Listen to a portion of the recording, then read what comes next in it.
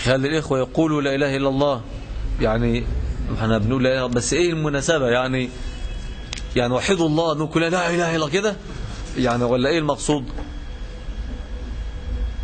طيب يعني نقول لا إله إلا الله في أنفسنا، ولكن لا نريد أن نجعل سنة ينتهجوها الناس، إن كل شوية زي الرجل يقول لك إيه، ما تصلوا على النبي، والنبي يقول عليه الصلاة والسلام.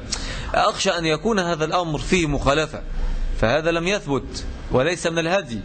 وثبت أن النبي عليه الصلاة والسلام، وهذا الحديث في البخاري، صلى بهم الفجر ثم قام خطيبا يحدثهم عن بدء الخليقة حتى صلى بهم الظهر، ثم قام فخطبهم حتى صلى بهم العصر، ثم خطبهم حتى صلى بهم المغرب. قال الراوي: فأخبرنا النبي عليه الصلاة والسلام عن بدء الخلق إلى مصير الناس في الجنة أو النار، فمنا من حفظ ومنا من نسي. يا ترى المسافة الطويلة ديت من الفجر لغاية العشاء، والناس قاعدين يسمعوا حديث النبي صلى الله عليه وسلم، يا ترى هل كل شوية يقول لهم يلا يا جماعة صلوا على النبي، يقولون كده؟ لعل ذلك لم يثبت.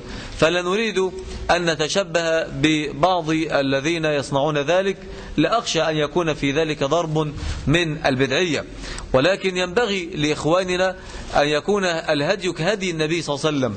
كان النبي عليه الصلاة والسلام نحصي أنه في كل مجلس يقول: أستغفر الله العظيم وأتوب إليه أكثر من 70 مرة أو أكثر من 100 مرة. طب انتوا قعدتوا المجلس ده، قولوا كده، كم واحد استغفر ربنا؟ وكم مرة استغفرت فيها ربنا؟ كم مرة كده؟ كم مرة؟